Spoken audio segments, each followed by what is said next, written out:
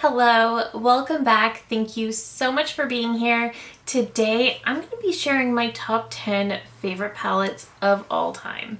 So, I have recently been doing a series on my channel called Would I Buy These Palettes Again? Knowing everything I know now. And while I'm not done with that series, it's really forced me to look in on my collection and really consider what palettes I find to be the best of the best, the very top 10 of all time. So I thought I would share that today, the palettes that I think are the 10 best palettes of all time, my top 10 favorites. And some of these are newer palettes that I've only discovered in the last year or so, and some of these I've been talking about for years. So let's just hop right into it. So I guess I'll start with my Natasha Denona palettes because I think if you are familiar with my channel, you're gonna know which ones I think are the best of the best. But first up, I have the I Need a Nude palette. Now I did consider pulling her Biba palette, the large one, but when I considered the use of that one versus this one, I knew that this is definitely a favorite. I love the Biba, but I find that it really doesn't have enough shimmer, and I love a good shimmer in a palette. So I find that I reach for this one so much more. I also love that these shades are a little bit cool leaning, but very much just very neutral shades. I love that you get a pop of pink in here. You get this really beautiful sparkling foiled shade. You get a lot of her beautiful metallics, but you can create a range of pinky tone looks, more neutral leaning looks, and I just really love the shades in this palette. I just want to mention that you really do only get one or two of these deeper shades in the palette. So if you are somebody who craves a lot of depth, then you might not love this, but I love this palette. I really do think it is one of the very, very best color stories. I mean, in some ways, I can absolutely see how someone would consider this boring, but I'm going to be honest with you, a lot of these palettes in my top 10 are what could be traditionally considered boring because I am not a huge colorful eyeshadow wearer. I do have some color, but I'm not a huge colorful eyeshadow wearer, so I am definitely going to be considered a little bit on the boring side. But this is one of the absolute most perfect color stories I've ever seen for an eyeshadow palette. I just think it's so beautiful. I love the shades. I love the mix of shimmers, of mattes. I love the tones in here. I love everything about this palette. Natasha does have my favorite eyeshadow formula as well, so that helps, but I really do love the I Need a Nude palette. And sticking with Natasha Denona, but still shifting gears a little bit, I pulled the Retro palette. So this is another one that I think is an absolutely perfect color story. So with this one, we're leaning into those pinky tones, but we do get a lot of these mauves as well. We get some of these more deeper burgundy shades. So when I go to wear colorful eyeshadow, it's either pink, it's purple, or it's green. And I also just really do love these mauve-y tones, especially with my blue eyes. I love a good mauve look, a little plummy look in there. I love that. So I love a good mauve toned eyeshadow. I always think that's beautiful. I like that you can get pretty grungy with these burgundies, but those are definitely my lesser used shades in the palette. She definitely does also have some of her cream to powders in here, so if you don't like that, I would skip this. But I love the shades Psychedelic and Glitz. They're just so pretty. They're just like these pinky, dainty looking shades, and they're just so beautiful and so sparkly.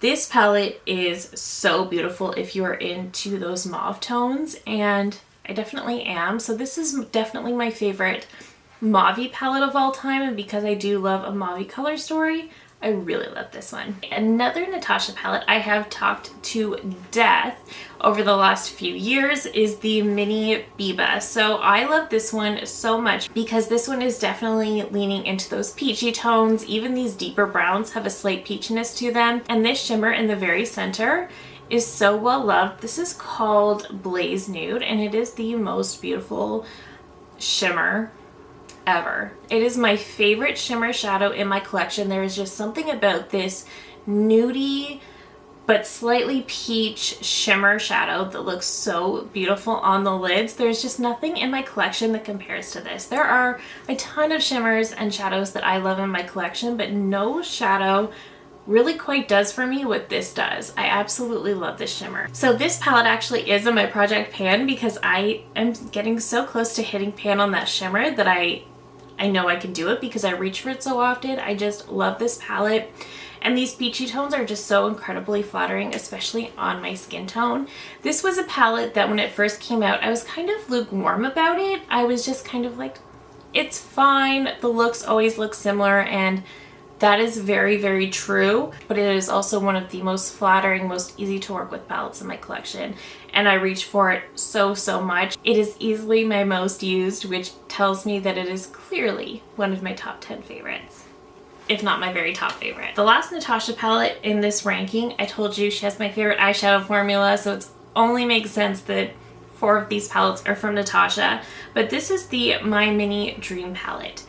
This one came out, I believe, at the very, very tail end of last year. So I think I got this on January 2nd or something like that. This is the one I'm actually wearing today, and I love how my eye look came out today. I love this palette too. This does lean a little bit cool, but it's mostly just these true neutral shades.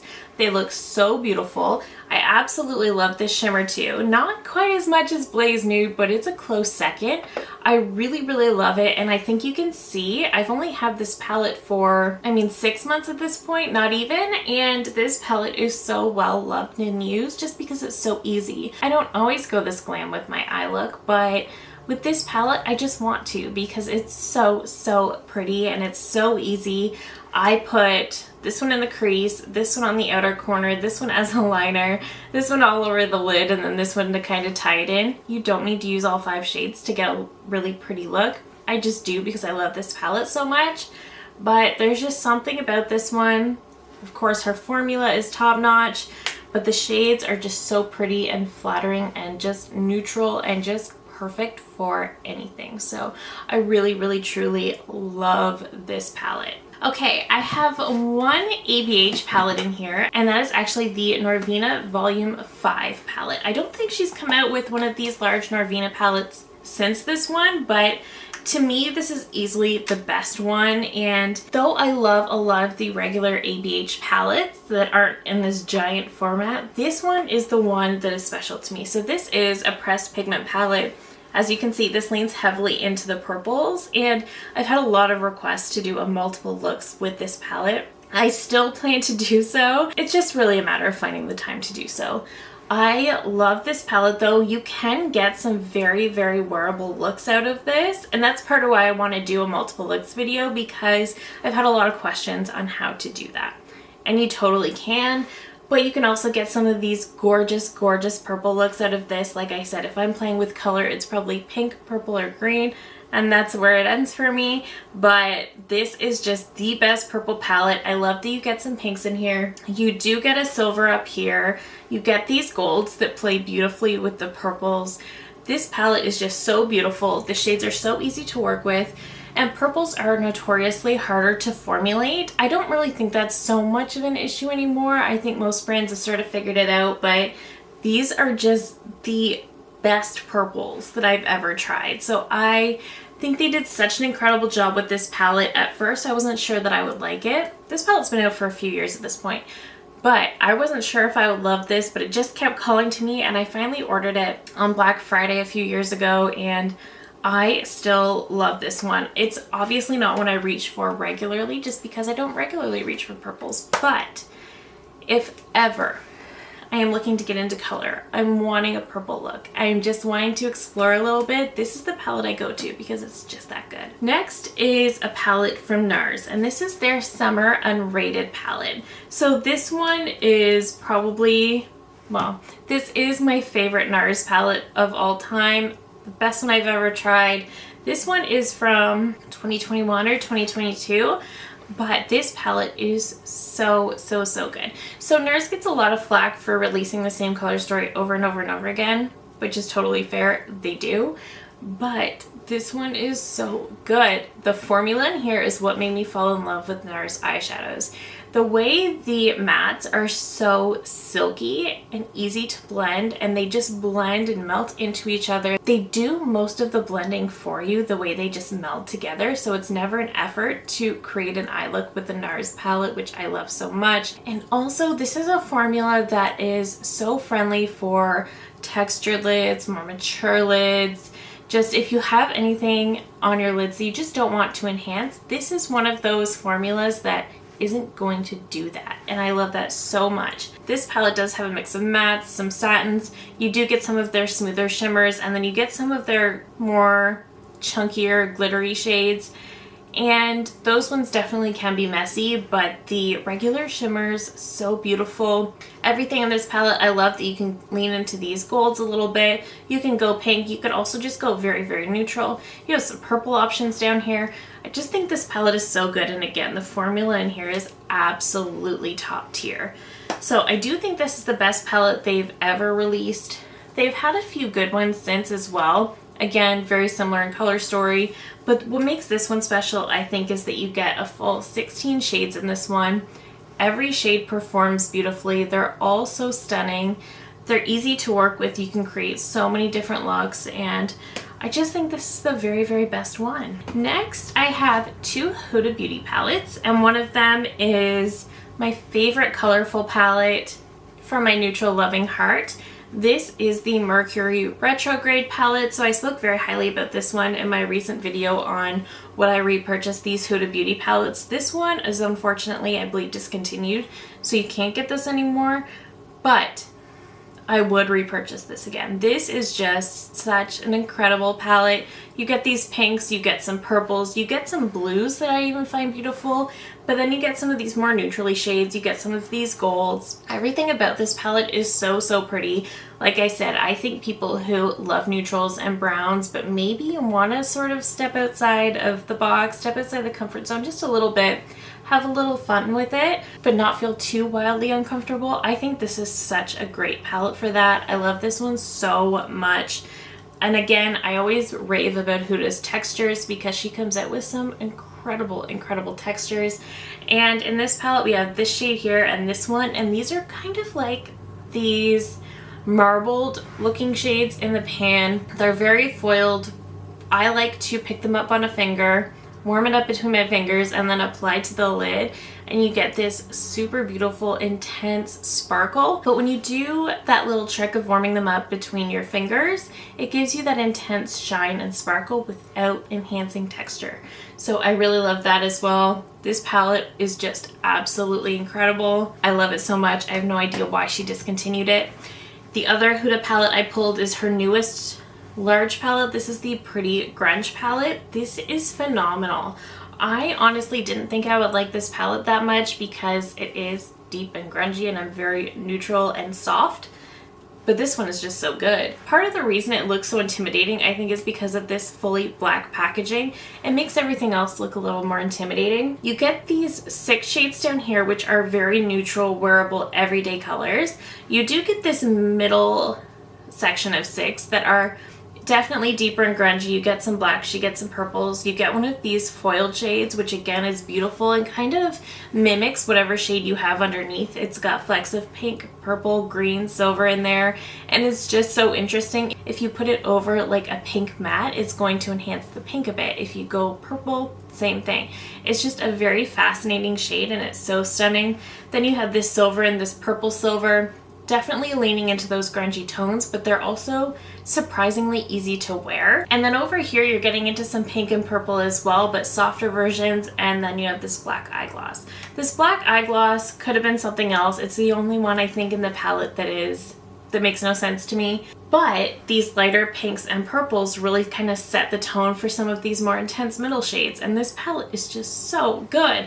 I almost passed on this because I didn't think I would love it, but you know what? It's become one of my very favorite Huda palettes because it's so beautiful. It does force me outside the box. It does kind of force me to play with color, but it makes me feel inspired and excited to do so. Next, I pulled an all matte eyeshadow palette, and I kind of debated on this because I ended up pulling the Patrick Ta Major Dimension 3 palette. So like I said, this is all mattes. You do get 2 creams and 10 matte shadows. You get a top row that is a little bit more warm. You get the bottom row that is a little bit more cool. I did debate on pulling the new Makeup by Mario Master Mattes, the neutrals, and I really kind of debated on that, but then I realized if I did that, I don't really have any warmer neutral mattes in my collection. Like I have this palette, the Mini Dream, and I also have the I Need a Nude, and those kind of give me those true neutrals that I need. Whereas this gives me a mix of those warmer neutrals and a mix of these cooler neutrals. His matte formula really is incredible. It is so buttery and so blendable, and these are also very, very pigmented. I would say the Makeup by Mario matte formula is definitely a little bit thinner, also very easy to work with and blendable, but definitely a little bit of a thinner formula and a little bit less pigmented, but they're both incredible palettes. But I honestly don't really use the creams in here. I don't really like them. I've tried using them as liners and I find they transfer down, which I don't like. But the actual matte shadows themselves are so, so good that I think this is such a staple in my collection. And finally, the newest palette I have that has just completely won my heart is from Viseart, and this is the Paris Reverie palette. I have a full review up of this one as well. And I even said this in my review that this palette is kind of like if I could create my very own eyeshadow palette, it would look a lot like this. I love this so much. I love that you get these purples in here. I love that you get these pinky shades in here. You get some more neutrals as well. They're just so stunning. All of these shades are so beautiful and wearable. This is another one where you're not going to get a ton of depth. You really only get this one shade to pull off those deeper outer corners, liners, whatever you're looking for. It's just so stunning. Everything about this palette I love so much. I do love the Viseart formula. I find that I don't need to use my fingers to apply their shimmers, which is really hard for me to find. I just think everything about this palette is so, so beautiful. This is another one that's starting to look pretty beat up, and I've only had it for about a month. But the way that I love this palette, again, it's just so perfect with those pinks and purples and peaches. Those are like my 3 favorites, with some neutral browns thrown in there. Again, absolutely 100% perfect. This is such a perfect spring color story. This is a perfect anytime color story. I love it so much. I most often do 1 or 2 shadow looks with this, sometimes 3. I love to use just these 2 alone. I love using these 2 alone. And then I love using one of the browns with any of the others. I love it so much. And then I just end up with this kind of blown out, ethereal looking lid. It's so pretty, so simple, but it looks like I put in so much more effort than I did. I love it. So this palette has easily become one of my top 10 favorites. But that is it. Those are my top 10 all-time favorite eyeshadow palettes. This is subject to change over time, but like I said, doing my Would I Buy This Again series has really forced me to look in on my collection and consider which palettes I really would truly purchase again. Let me know down below if you are still loving eyeshadow palettes like I am. I don't think my heart will ever give them up. But let me know down below if you're still into those. Let me know your top 10 favorites or your top 2 favorites. I just love hearing from you guys so, so much. If you're new here, I hope you'll consider subscribing before you go. I do upload new videos every single week. Thank you again so very much for watching, and I will see you in my next one. Bye!